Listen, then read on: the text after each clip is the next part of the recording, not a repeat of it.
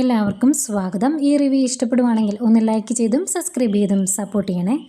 അപ്പോൾ നമ്മുടെ നവ്യ കട്ടക്കലിപ്പിലാണ്. നവ്യ ദേഷ്യപ്പെട്ട് നയനോട് ചോദിക്കുന്നുണ്ട്, ഈ വീട്ടിൽ നടക്കുന്നതൊക്കെ കാണാതിരിക്കാൻ ഞാൻ എന്താ കണ്ണുകുട്ടിയാണോ എന്നൊക്കെ ചോദിക്കുന്നുണ്ട് കേട്ടോ.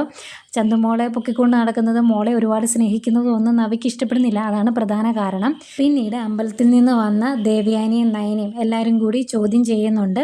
അവർക്കൊക്കെ സംശയമാണല്ലോ ദേവയാനി നയനെ സ്നേഹിച്ചു തുടങ്ങിയോ എന്ന്. ആദ്യമെല്ലാം അങ്ങനെയൊന്നും ഇല്ല എന്ന് പറഞ്ഞ് ദേവയാനി എതിർത്ത് നിൽക്കും. പക്ഷേ ലാസ്റ്റ് ദേവയാനിയുടെ കൈ എടുത്ത് നയനയുടെ തലയിൽ വെച്ചിട്ട് ജലജ പറയുവാണ് ഇനി സത്യം ചെയ്യാൻ. അപ്പം ദേവയാനിക്ക് കാര്യങ്ങളെല്ലാം തുറന്നു പറയേണ്ടി വരും.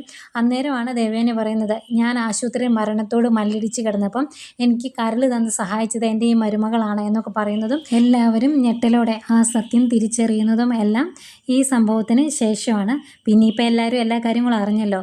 നയനയും ആദർശൂടെ ചന്തുമോളെ കൊണ്ട് പുറത്തു പോകുന്നുണ്ട്. ഒരുപാട് സന്തോഷത്തോടെ അവർ ഒരുമിച്ച് നിന്ന് ഒരു ഫാമിലി പോലെ ഒരുമിച്ച് നിന്ന് ഫോട്ടോ എടുക്കുന്നതൊക്കെ കാണിക്കുന്നുണ്ട്. പിന്നെ കാണിക്കുന്നത് നവ്യയാണ്. നവ്യയ്ക്ക് ആകെ ദേഷ്യമാണ് ചന്തുമോളെ എല്ലാവരും സ്നേഹിക്കുന്നത്. അതുകൊണ്ട് നവ്യ അഭിയോട് പറയുവാണ്, നമ്മുടെ മകനേക്കാൾ കൂടുതൽ പ്രാധാന്യം ആ ചന്തുമോൾക്ക് കൊടുക്കുന്നത് എനിക്ക് സഹിക്കാൻ പറ്റില്ല. ഞാൻ ഒരു തരത്തിലും അത് അനുവദിച്ചു കൊടുക്കുകയില്ല എന്ന് പറയുന്നുണ്ട്. എന്നിട്ട് അഭിയോട് പറയുവാണ്, ഇന്നേ ദിവസം നമ്മളിവിടെ നിൽക്കാൻ പാടില്ല, നീ വന്നില്ലെങ്കിൽ ഞാൻ പോകും, അതുകൊണ്ട് നമുക്ക് ഒരുമിച്ച് പോകാം എന്നൊക്കെ പറയുന്നുണ്ട്. അതിനുശേഷം മോനെയും കൊണ്ട് രണ്ടുപേരുടെ പുറത്തേക്ക് ഇറങ്ങുന്നതാണ് കാണിക്കുന്നത്. എന്നിട്ട് എന്തോ കണ്ടിങ്ങനെ ഞെട്ടി നിൽക്കുന്നതും കാണിക്കുന്നുണ്ട്. ഇതൊക്കെയാണ് പ്രമോ വിശേഷങ്ങളായിട്ട് കാണിച്ചത്.